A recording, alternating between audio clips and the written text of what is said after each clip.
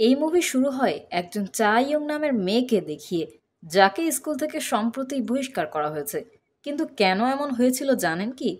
কারণ সে কিছু বুলিংকারীদের ইচ্ছামতো শিক্ষা দিয়েছিল। এজন্য এসব দেখে তার বাবা পিও তাকে অন্য একটি স্কুলে ভর্তি করিয়ে দেয়, এবং সেখানকার শিক্ষক তাকে বোঝায় যে যদি তুমি তোমার রাগ নিয়ন্ত্রণ করতে না পারো, তাহলে কিন্তু তোমাকে এই স্কুল থেকেও বহিষ্কার করা হবে। এখন চাইয়ুংয়ের ভর্তি তো হয়ে গিয়েছিল, কিন্তু তার বাবা তাকে বোঝাতে শুরু করে যে তার উচিত তার রাগ একদম নিয়ন্ত্রণ করা। এরপর যখন তার বাবা ওয়াশরুমে গেল, তখন চাইয়ুং দেখল যে কয়েকজন একত্র হয়ে একটি ছেলেকে বুলিং করছে। ছেলেটির নাম ছিল ডং। এক পর্যায়ে তারা সবাই ডংকে মারধর করা শুরু করলো। আর এদিকে চাইয়ুং তাদের ভিডিও বানানো শুরু করলো। এটা দেখে তারা চাইয়ুংয়ের কাছে তার ফোন চাইলো। কিন্তু ফোন তো দূরের কথা, বরং তারা চাইয়ুংয়ের কাছে থেকে একদম উচিত শিক্ষা পেল। আপনারা এখন ভাবতেই পারেন যে চাইয়ুং কিভাবে এত চমৎকারভাবে ফাইট করছে, তাই না? আসলে তার বাবা পিও ছিল একজন ক্যারাটে মাস্টার। পরের দিন যখন ক্লাসে শিক্ষক চাইয়ুংকে পরিচয় করিয়ে দেয়, তখন তাকে দেখে ডং তো খুব খুশি হয়ে যায়। কিন্তু সেই বুলিংকারীদের মুখ চুপসে যায়।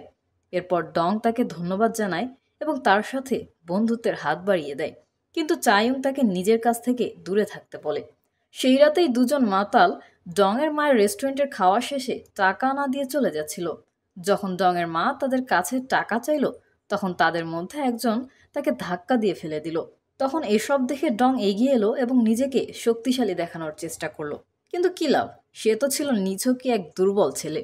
পরের দিন যখন চাইয়ং নিজের ক্লাসের দিকে যাচ্ছিল, তখন বুলিংকারীদের একজন, যার নাম ছিল সেনা, তার কাছে তার ফোন চাইতে লাগলো। ফোন না পেয়ে সেনা তাকে মারতেই যাচ্ছিল, কিন্তু তার আগেই চাইয়ং তার এক হাত মুচড়ে আরেক হাতে ধরিয়ে দিল। এসব দেখে বাকি বুলিংকারীরা খুব ভয় পেল এবং পালিয়ে গেল। ডংও এসব দূর থেকে দেখছিল। কিছুক্ষণ পর সে চাইয়ুংয়ের কাছে গেল এবং বলল যে আমি তোমার কাছ থেকে কারাটে শিখতে চাই, যাতে আমি আমার মাকে সাহায্য করতে পারি। এটা শুনে চাইয়ুং তাকে জিজ্ঞেস করে যে কেন, তোমার বাবার কি হয়েছে? তখন ডং বলে যে না, আমার বাবা নেই, সে ছোটবেলায় আমাদের ছেড়ে চলে গিয়েছিল। এটা শুনে চাইয়ুং তাকে পিওর একাডেমিতে নিয়ে যায়, যেখানে ডংই ছিল পিওর প্রথম শিষ্য। এরপর ডংয়ের প্রশিক্ষণ শুরু হয়। তার ফিটনেস লেভেল ছিল একটি ছোট বাচ্চার চেয়েও কম। এদিকে সেনা তার সাথে হওয়া অপমানের কারণে খুব রেগেছিল। এজন্য সে স্টুডেন্ট কাউন্সিলে গিয়ে পৌঁছায় এবং তার ক্রাশ জিনকে সব কথা খুলে বলে যে কিভাবে এক জুনিয়র তাকে অপমান করেছে। এটা শুনে জিন স্টুডেন্ট কাউন্সিলের প্রেসিডেন্টকে বলে যে কে এই জুনিয়র, ডেকে আনো তো, আমরাও একটু তার সাথে দেখা করি। এই আদেশ জারি হতেই কয়েকজন চেলা চাইয়ুংকে নিতে ক্লাসে যায়। এরপর যখন সে স্টুডেন্ট কাউন্সিলে পৌঁছায়, তখন সেখানে প্রেসিডেন্টের সাথে সেনা ও জিনও তার জন্য অপেক্ষা করছিল। তখন প্রেসিডেন্ট তাকে জিজ্ঞেস করে যে তুমি তোমার সিনিয়রকে কেন অপমান করেছো? এতে চায়ং জবাব দেয় যে আমি যা করেছি একে অপমান নয়, বরং আত্মরক্ষা বলে। আর আমি তো শুধু আমার সহপাঠীকে সাহায্য করেছি মাত্র। এসব শুনে প্রেসিডেন্ট কিছু বলতেই যাচ্ছিল, তার আগেই জিন চায়ংকে সেখান থেকে যাওয়ার অনুমতি দিয়ে দেয়, যা সেনা ও প্রেসিডেন্ট কারোরই ভালো লাগে না।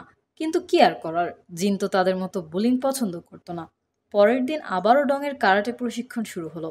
এখানে ডং চায়ুংকে জিজ্ঞেস করলো যে তুমি এত ফিট ও সুন্দর হয়েও এত শান্ত ও একা থাকো কেন? যেটা শুনে চায়ুং বলে যে দেখো, আমার এটা ভালো লাগে না যে কেউ আমার জীবনে এলো আর তারপর আমার অনিচ্ছা সত্ত্বেও চলে গেল। এজন্য আমি একা থাকতেই পছন্দ করি, কারণ একদিন না একদিন তো সবাইকে চলে যেতেই হবে। এসব শুনে ডং বলে যে মানুষ আসে আবার চলেও যায়, কিন্তু তাদের স্মৃতি সবসময় আমাদের সাথেই থাকে। এটা শুনে চায়ং মুগ্ধ হয়, কিন্তু ডংকে কিছুই বুঝতে দেয় না।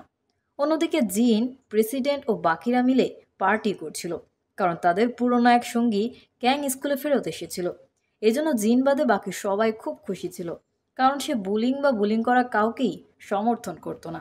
এরপর প্রেসিডেন্ট জিনকে বলে যে আমি একটি মাফিয়া গ্যাংয়ে জয়েন করেছি, যার জন্য শীঘ্রই আমাকে মেম্বারশিপের টাকাও দিতে হবে। জিন তাকে সেই গ্যাংয়ে জয়েন করতে মানা করে, কিন্তু প্রেসিডেন্ট তা এক কান দিয়ে শুনে অন্য কান দিয়ে বের করে দেয়।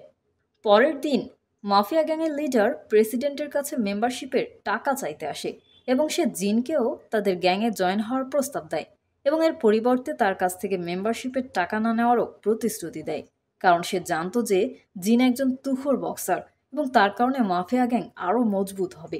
কিন্তু জিন তার গ্যাংয়ে জয়েন হওয়ার জন্য সরাসরি মানা করে দেয়। অন্যদিকে প্রেসিডেন্টের অনেক রাগ হয়, কারণ সে তখনও মেম্বারশিপের টাকা একত্র করতে পারেনি। এজন্য সে বলে যে আমার এখন কাউকে খুব মারতে ইচ্ছা করছে, এক কাজ করো, ডংকে ডেকে নিয়ে আসো। এটা শুনে তার দুই চেলা ডংকে ধরে নিয়ে আসতে যায়, কিন্তু ডং নিজের কারাটে প্রশিক্ষণের জাদু দেখিয়ে তাদের 12টা বাজিয়ে দিল। কিন্তু বাস্তবে নয়, বরং স্বপ্নে। বাস্তবে তো ডং তাদের হাতেই মার খেয়ে যাচ্ছিল। তখন এসব দেখে জিন প্রেসিডেন্টের দুই চেলাকে সেখান থেকে চলে যেতে বলে। তখনই হঠাৎ সেখানে ক্যাং চলে আসে এবং সে জিনকেও মারতে শুরু করে। এর মধ্যে চায়ং সেখানে চলে আসে এবং ডংকে বলে যে চলো কারাটে প্রশিক্ষণের জন্য যাই।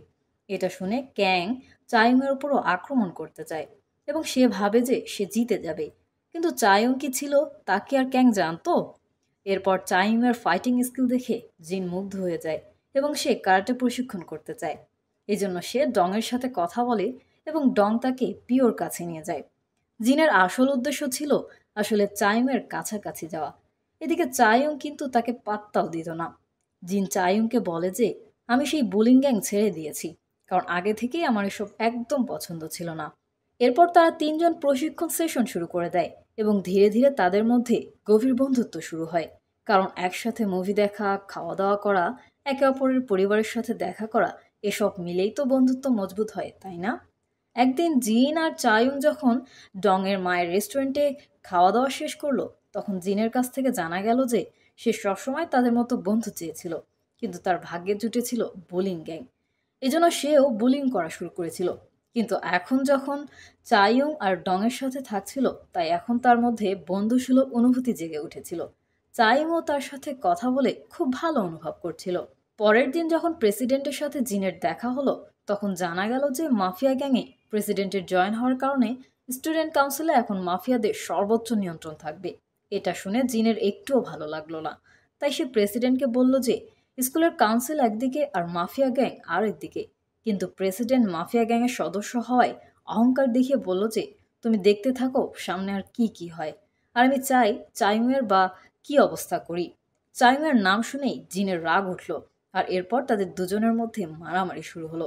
জিন যেহেতু বক্সার ছিল, তাই সেই মুহূর্তেই প্রেসিডেন্টকে হারিয়ে দিল।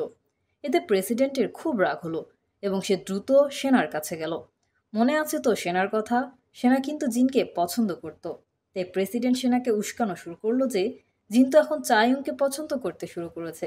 তাই তোমার কি মনে হয় না যে তোমার চায়ুংয়ের কাছ থেকে প্রতিশোধ নেওয়া উচিত? এটা শুনে সেনা চায়ুংকে মেরে ফেলার জন্য রাজি হয়ে গেল। এজন্য সে তখনই তাকে মেসেজ করে স্টুডেন্ট কাউন্সিল অফিসে ডেকে নিল এবং তার দিকে বন্ধুত্বের হাত বাড়ালো। সে তাকে কফিও খেতে দিল, যেখানে সে আগে থেকে বিষ মিশিয়ে রেখেছিল। সেনা চায়ুংকে জিজ্ঞেস করলো যে জিনের সাথে তোমার সম্পর্ক কেমন চলছে। এতে চায়ুং বলে যে জিন তো শুধু আমার একজন বন্ধু মাত্র, যে আমার বাবার একাডেমিতে প্রশিক্ষণ নিতে আসে। এসব শুনে সেনা নিজের ভুল বুঝতে পারল এবং তাই সে চায়ুংয়ের কফি ফেলে দিল। এসব দেখে প্রেসিডেন্ট খুব রেগে গেল এবং সেনাকে চড় মারল। এদিকে ক্যাং সেখানে চলে এলো এবং চায়ুংকে অজ্ঞান করে ফেলল। অন্যদিকে ডং যখন জানতে পারল যে চায়ুংকে প্রেসিডেন্ট নিজের কবজায় নিয়ে ফেলেছে, তখন সে দ্রুত সেই খবরটি জিনকে দিতে গেল। এসব শুনে জিন চায়ুংকে কল করে, কিন্তু অপর দিক থেকে ফোন ধরে প্রেসিডেন্ট এবং সে বলে যে যদি তুমি চায়ুংকে বাঁচাতে চাও তবে স্কুলের জিমে চলে আসো। এটা শুনে তারা দুজন জিমের দিকে রওনা হয়, কিন্তু পথে তাদেরকে ক্যাং আটকে ফেলে আর সে তার বাকি সঙ্গীদেরও ডেকে নেয়। এটা দেখে জিন ও ডং তাদের মোকাবেলা করা শুরু করে দিল, কারণ তারা তো নিয়মিত কারাটে প্রশিক্ষণ নিচ্ছিল। এদিকে প্রেসিডেন্ট আগে থেকেই চায়ুংয়ের অবস্থা খারাপ করে রেখেছিল।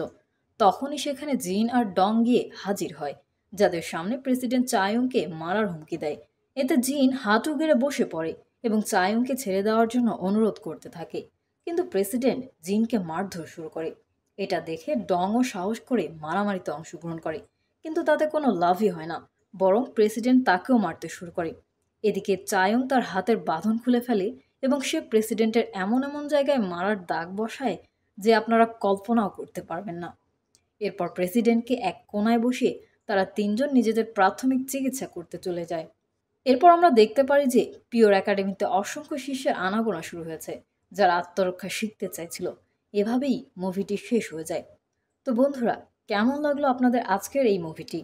যদি ভালো লেগে থাকে তাহলে লাইক বাটনটি ক্লিক করুন এবং পরবর্তীতেও এমন ভিন্ন ধরনের সব কাহিনী উপভোগ করতে আমাদের চ্যানেলটিকে সাবস্ক্রাইব করে পাশেই থাকুন। ধন্যবাদ।